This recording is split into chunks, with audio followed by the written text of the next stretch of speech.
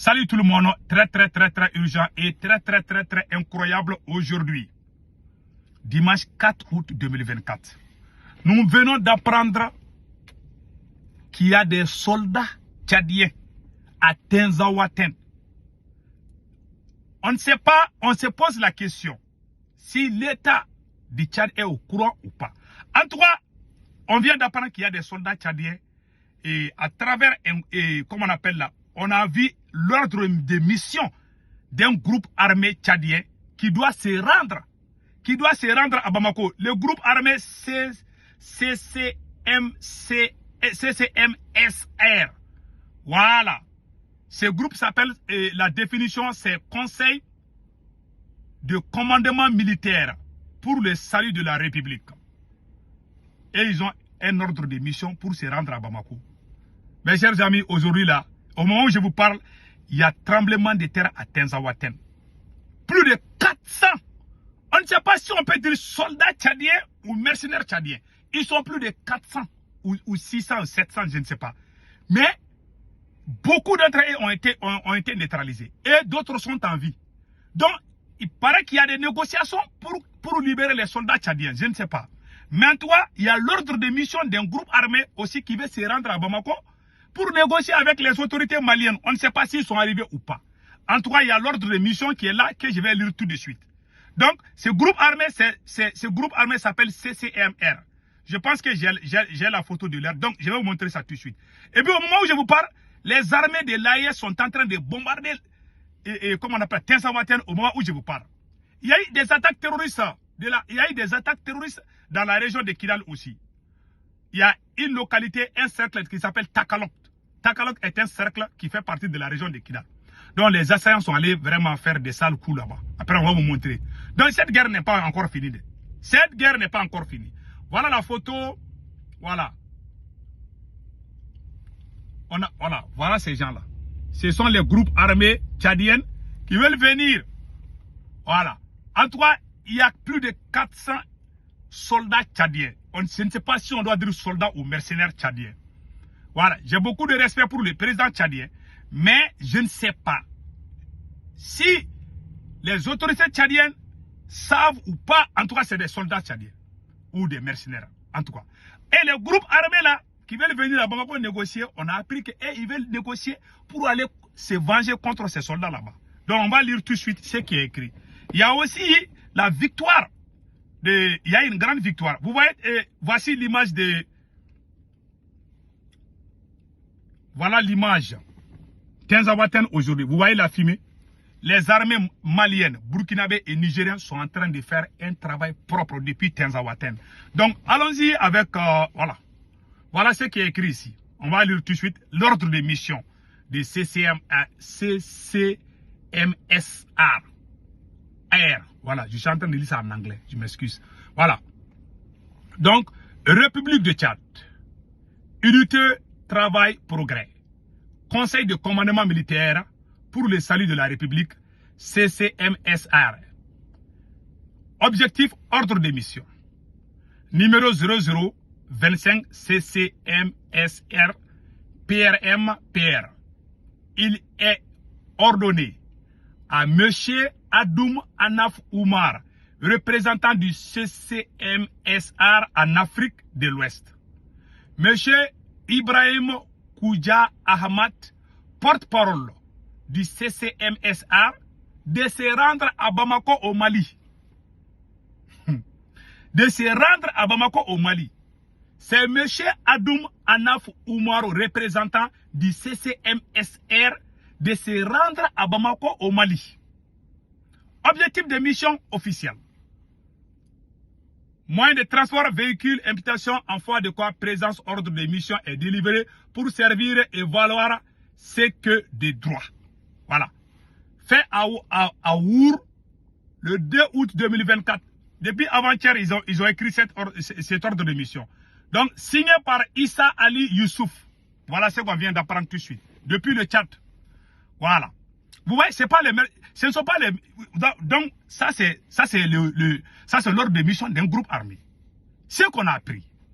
Je peux me tromper, hein. Voilà. En tout cas, ce que je vois et ce que j'ai vu et ce que je vois, en tout cas, l'objectif de cette mission, c'est de négocier avec les autorités maliennes. Ces rebelles veulent aider l'armée malienne à nettoyer Tenzan-Ouattane. Parce qu'eux aussi, ils sont contre l'état de Tchad. Donc pour eux, il y a les soldats tchadiens qui sont là-bas. Là. Parce que l'armée malienne, l'armée burkinabé et l'armée nigérienne ont encerclé Tenzan-Ouattane. Donc il y a beaucoup de Tchadiens qui sont là-bas. Donc ces rebelles-là veulent venir à Bamako pour négocier avec les autorités maliennes. Ils ont plus de 700 hommes disponibles pour les envoyer au Mali, pour aider le Mali à bien traquer les soldats tchadiens qui sont là-bas. Voilà ce qu'on vient d'apprendre. Mais il faut bien vérifier ce qui se passe. Il peut y avoir peut-être autre chose. En tout cas, ce qu'on vient de voir, c'est ça. Et ce qui est sûr, il y a beaucoup de mercenaires. Il n'y a pas seulement que des Ukrainiens. Il y a plusieurs nationalités, même les soldats qui ont été éliminés par la puissance de feu des forces armées de l'AES. Il y a beaucoup de Blancs. Beaucoup d'Européens. Je vous dis, pas des Ukrainiens seulement. C'est la force cachée de l'OTAN qui est en train de faire la guerre contre le Mali. Et puis au moment où je vous parle, c'est ça que cette information vient de tomber. Il n'y a même pas 10 minutes. J'ai dit, j'ai bien vérifié. Alors, j'ai des radars très puissants. Donc, cet ordre de mission là, voilà la photo de l'ordre de mission. Voilà, c'est comme ça. Donc ça, c'est la photo de l'ordre de mission. Voilà. Donc, mes chers amis, voilà ce qui se passe. Donc, à l'armée malienne, les bombardements des forces armées de l'AES ont éliminé plus de 1000.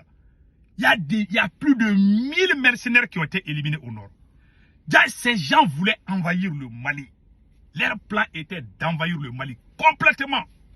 Finir avec Kidal, libérer Kidal, donner Kidal aux terroristes et puis s'attaquer aux autres pays, le Niger, le Burkina Faso.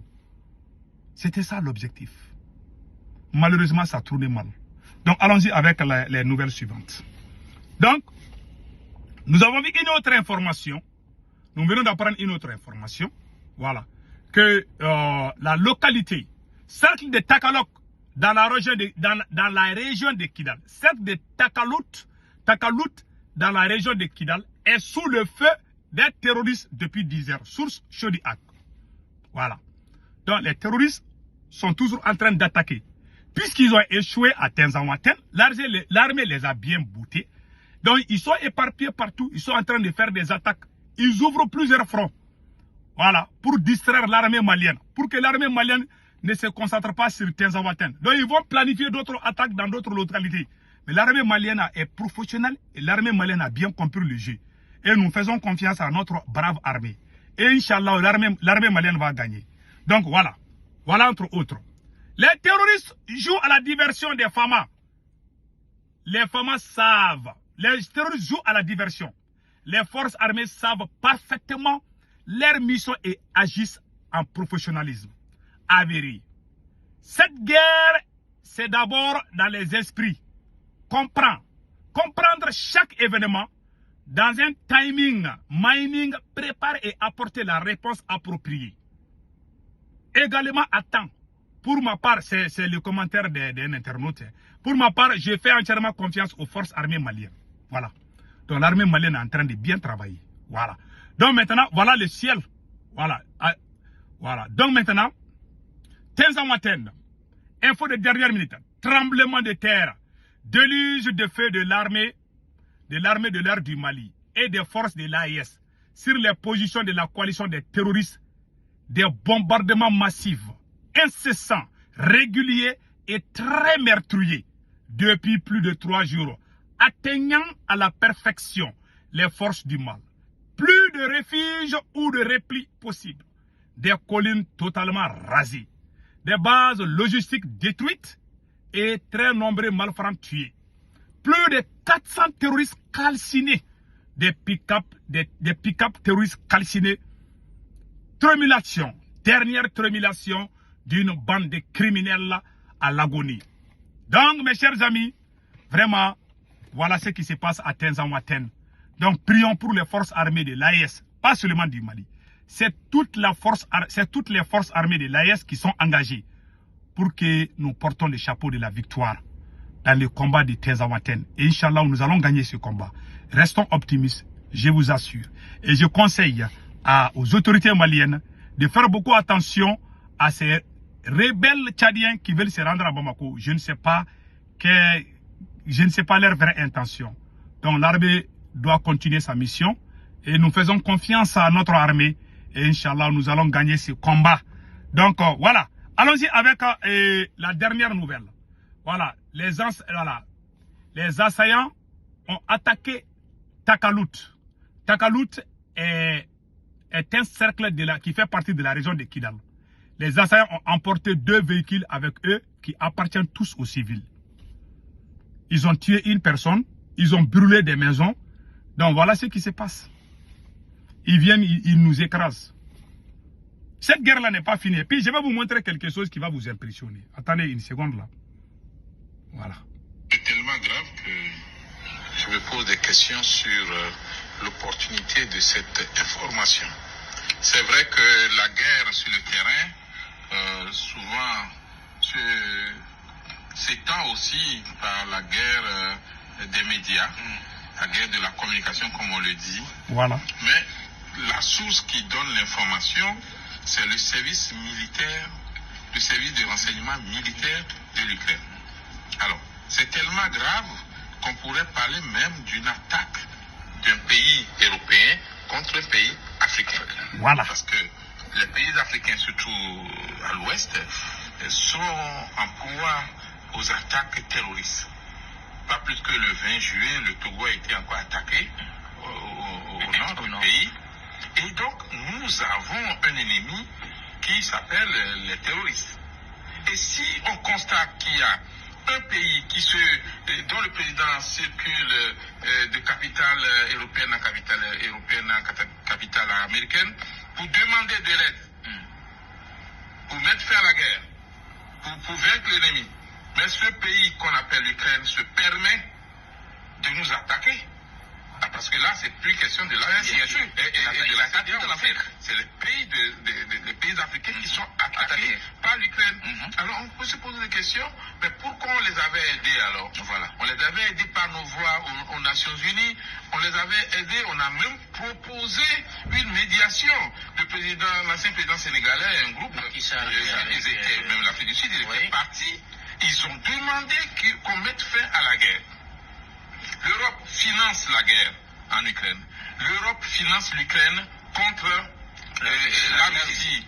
Alors, si l'Europe écoute cette information et ne peut pas réagir pour ne serait-ce que calmer les Africains, là il y a un problème. Il y a un grand problème parce que eux, ils se disent c'est de la propagande militaire. Nous avons attaqué les Russes, notamment de la société Wagner. Nous en avons tué beaucoup. Nous avons tué des soldats maliens.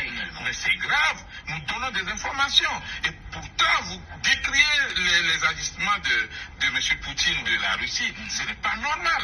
L'Afrique ne doit pas servir de champ de bataille aux Européens et aux Occidentaux d'une façon générale.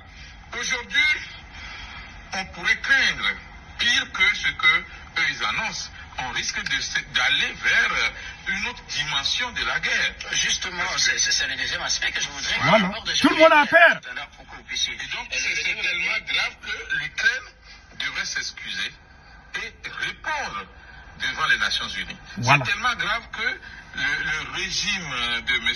Assimi Goïta devra porter plainte au niveau des Nations Unies. Vous n'avez pas souvent soutenu ce régime d'Assimi Goïta. Oui, mais cette fois-ci, c'est nous tous qui sommes attaqués. Oui. Voilà. Il faut porter plainte contre l'Ukraine aux Nations Unies et que les Nations Unies tiennent effectivement une séance pour interroger le président Zelensky qui fait finalement de la comédie au drame parce que apparemment il est devenu un chef de guerre terrible. Donc voilà ce qui se passe. Mes chers amis, passez excellent week-end. Ciao, ciao.